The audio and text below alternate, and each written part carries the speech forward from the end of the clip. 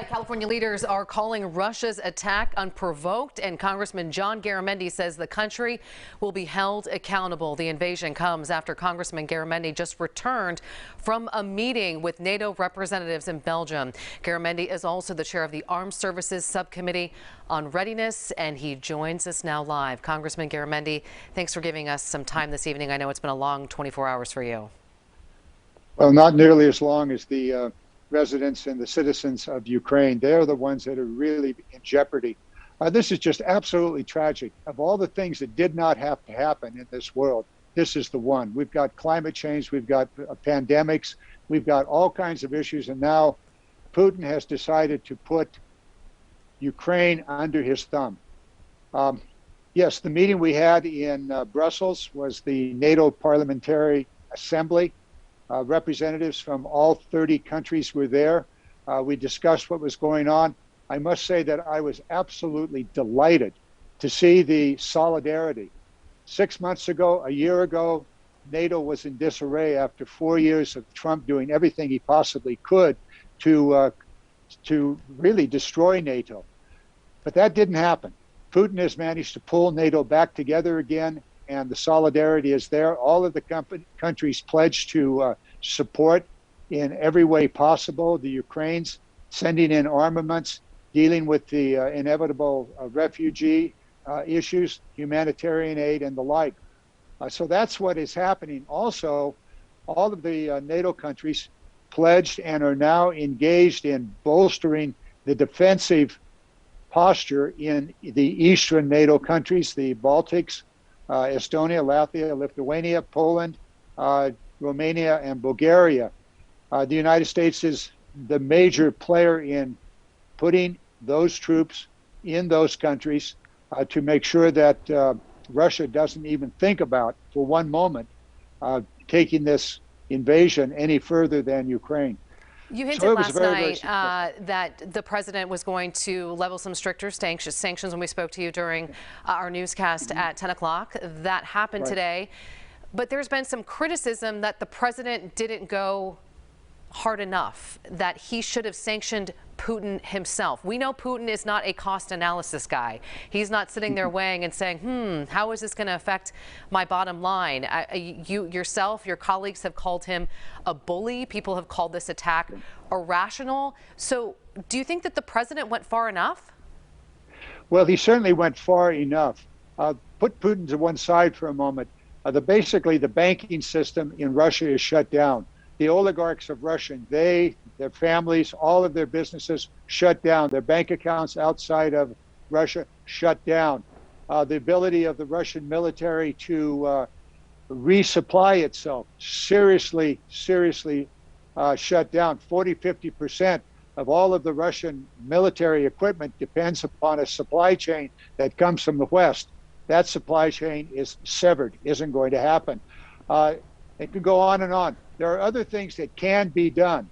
The issue of the export of gas and oil is still on the table, and that is a real possibility in the days ahead, although the president clearly said he did not want to impact the international market for oil because he knows that that'll have an effect in America as well as in Europe.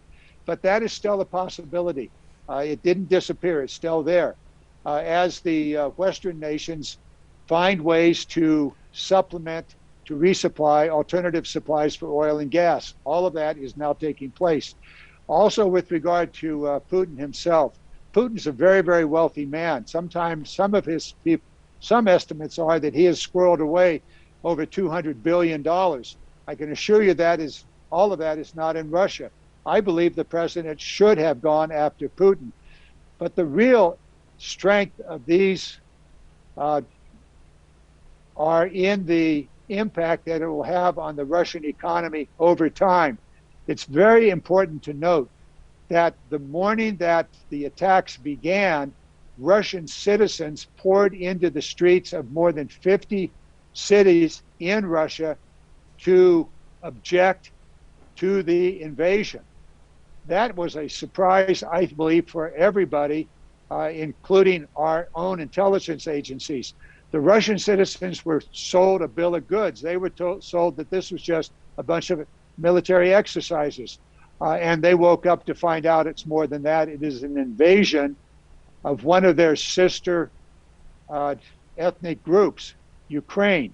They were in the streets. As these sanctions take hold, the Russian economy will suffer, and I believe that the Russian people will be back in the streets.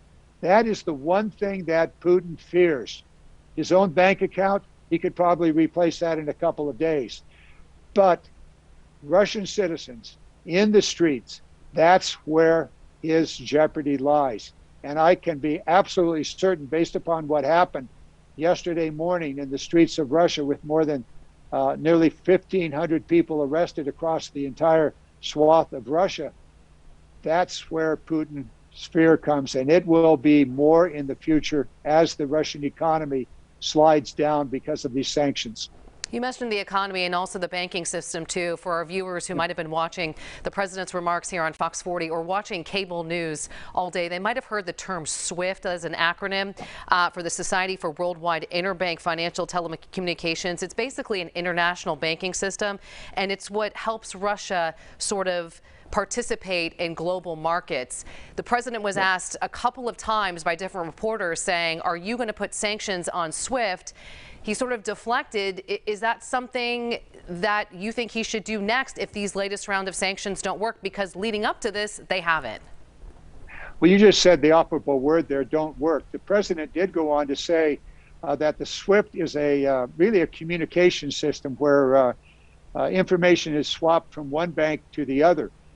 There are other ways of communicating.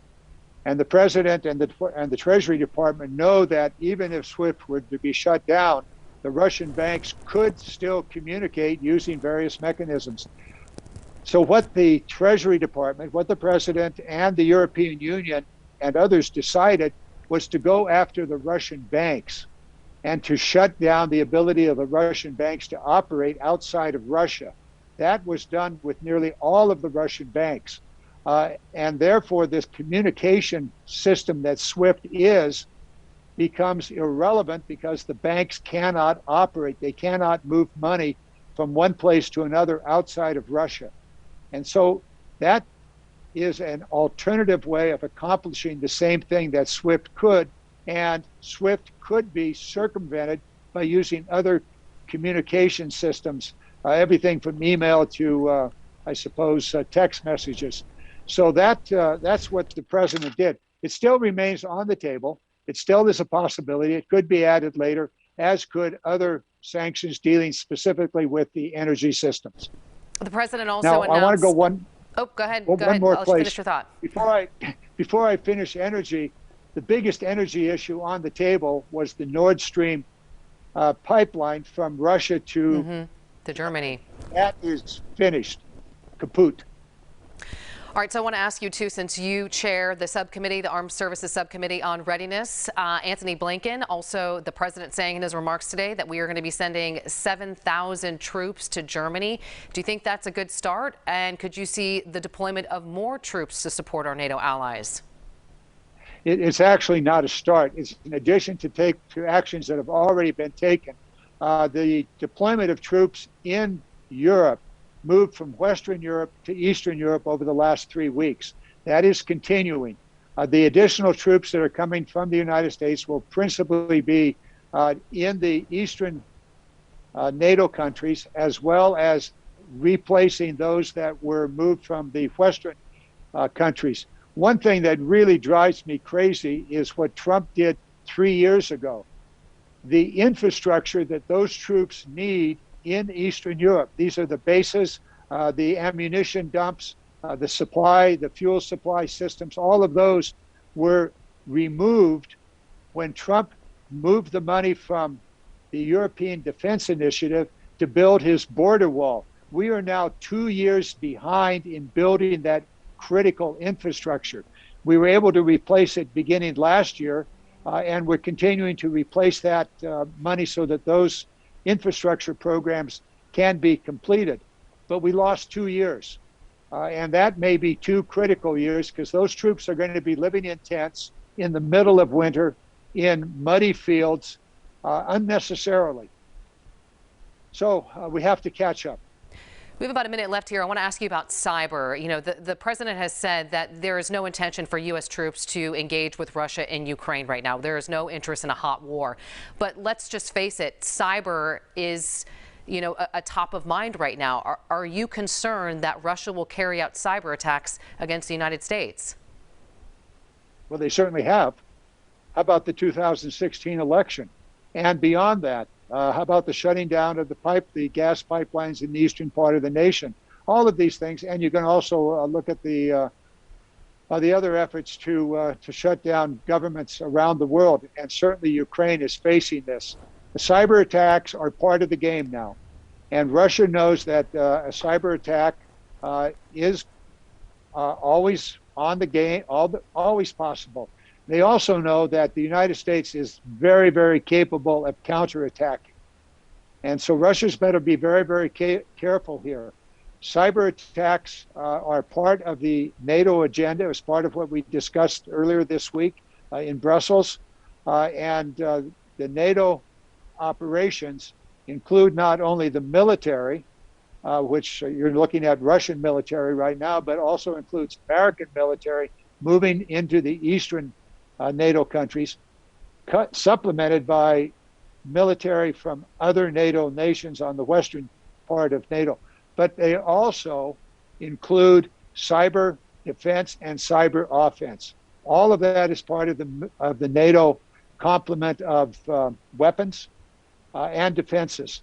And certainly Ukraine is very, very much aware of this. It's interesting that as of the moment, about an hour ago, Russia did not engage in very much cyber offense against Ukraine or against NATO countries.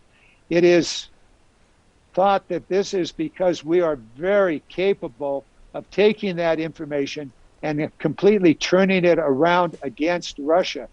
It gives us an opportunity, should they do those attacks, it gives us an opportunity to understand how to both defense and offense. So Russia knows that, and right now they're not doing too much. Congressman John Garamendi, we covered a lot of ground, as we always do. Appreciate your time, not only tonight, but throughout the day and last night as well. Stay safe out there as you continue to travel, and we appreciate your time and talking with you, and we will talk to you again soon. Thank you. I appreciate your coverage. America needs to know.